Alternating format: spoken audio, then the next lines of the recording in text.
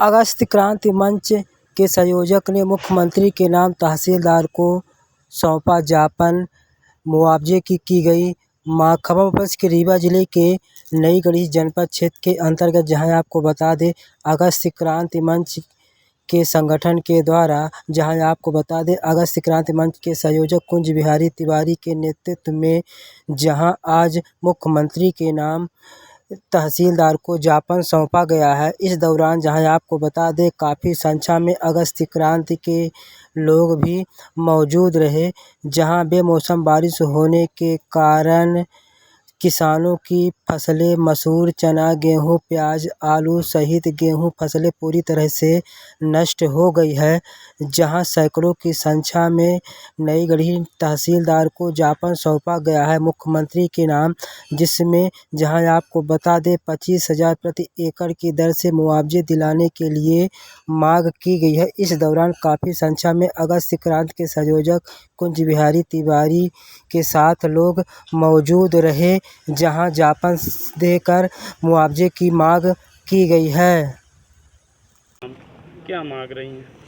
आपने देखा है कि पहले ओला पड़ा, बारिश हुई, किसानों की फसल खलिहान में और खेत में दोनों तरह खराब हुई।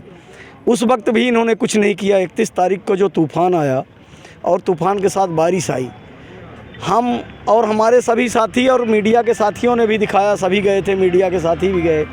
लोगों के घर टूट गए, घर की जो सीढ़दार छतें थी पूरी की पूरी उड़ गई, और जैसे धान की फसल में खेत में पानी भरता है वैसे खेतों में पानी भर गया। चाहे प्याज की फसल हो, टमाटर की हो, गेहूं हो, और सरसों, अलसी, मसूर सब नष्ट हुई है। हमने देखा है, आपने देखा, मीडिया के लोगों ने देखा, सबको दिखा, लेकिन इनके पास कौन सा पैमाना है पता नहीं। एक रोना है नई गढ़ी के साथ कि किसी विभाग में कर्मचारी नहीं है। 79 पटवारी हल्के हैं और 19 पटवारी हैं। आखिर नई गढ़ी के साथ सौतेला व्यवहार क्यों? अब किसान की खेत में जो थोड़ी बहुत फसल बची भी है उसको क्या करे? हो काटे, समेटे कि छोड़ दे? कहीं भी कोई सर्वे नहीं हो रहा है, कोई देखने नहीं जा रहा है, जबकि हम सब ने मांग की है कि एक एक खेत में अलग अलग बारिश नहीं हुई है।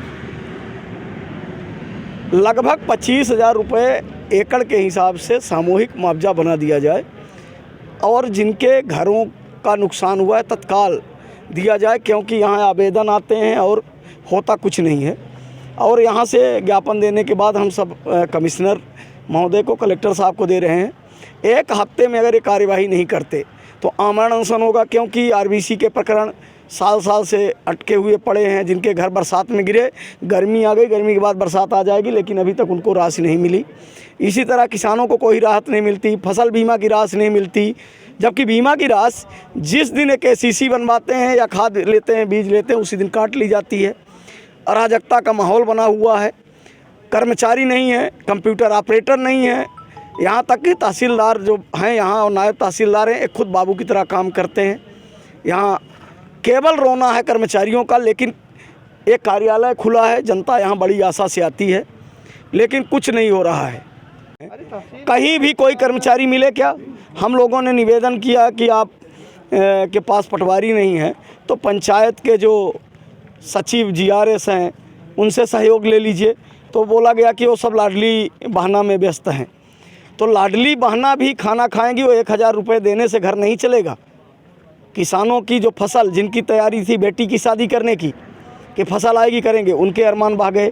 जिनको बेटों का एडमिशन कराना था कि हायर एजुकेशन में जाएंगे, फसल बिकेगी, तो सब उनके ऊपर कहर बन के तूफ़ान आया था। और जो यहाँ जिम्मेवार जनप्रतिनिधि हैं उनका आखिर मौन क्यों है?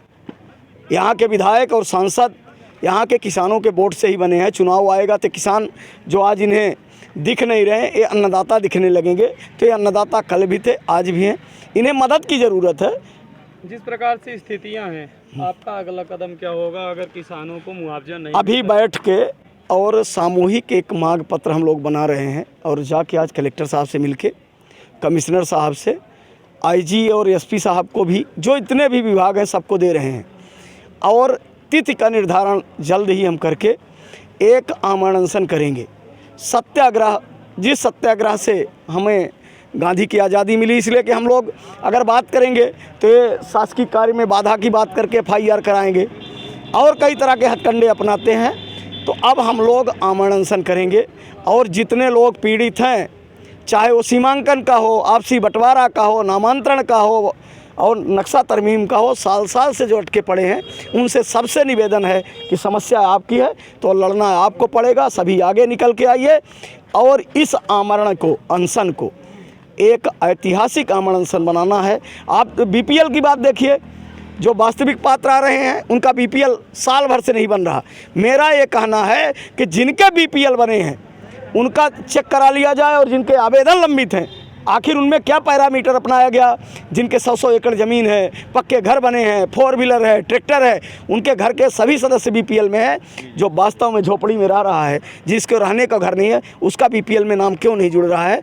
मात्र एक कारण है कि पैसे वालों ने अधिकार को खरीद लिया और जो वास्तविक पात्र थे उनके पास पैसे नहीं है, इसलिए ना वो BPL खरीद पा रहे, ना उनको जो फसल नुकसानी है मिल पा रहा है। इसलिए एक रास्ता बचा है सत्याग्रह का और हम सब मिलके करेंगे आमरण अनशन।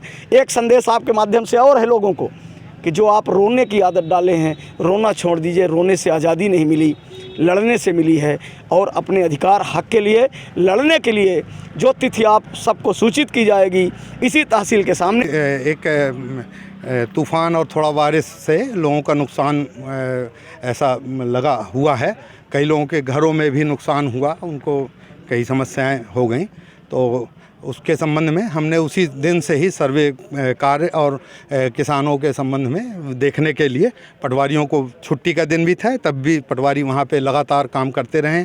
और अभी भी माने जिनका देखा जा रहा है, जिनका बाद में नुकसान समझ में आता है, उनको अभी लगातार कर रहे हैं। और उनको संबंध में जो नुकसानी है और जो सुविधा उनकी है वो सब हम लोग देख रहे हैं। अभी इन्होंने भी जो दिया है जैसे ज्ञापन, उसके संबंध में और भी कोई नाम उल्लेखित होंगे या बाद में मान लीजिए कोई किसी कारण से सामने आता है, सभी का दिखवाएंगे और जो नियमानुसार होगा सबको दिया जाएगा। सर, किस प्रकार से सर्वे चल रहा है? कोई टीम गठित की गई है? अभी पटवारी कर रहे हैं सर्वे और उसके बाद में अगर मान लीजिए टीम की ज़रूरत पड़ती है तो टीम भी बना दी जाएगी। नईगढ़ी तहसील में पटवारियों की काफ़ी कमी देखी गई है। एक पटवारी 2 या 3 हल्के में जैसे पदस्थ हैं, 4 हल्के में इतने ज़्यादा पटवारी हल्के और इतनी कम संख्या, सर कैसे इस काम को सर समय रहते करवा पाएंगे? हाँ, तो थोड़ा सा उसमें हाँ तो कर रहे हैं पटवारी अपने अनुसार सभी कर रहे हैं।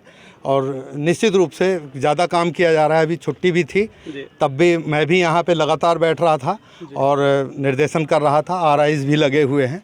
तो हम एक चुनौती है, देखिए उसको हम लोग पार कर लें। जिंदाबाद जिंदाबाद, अगस्त क्रांति जिंदाबाद जिंदाबाद, जोरों से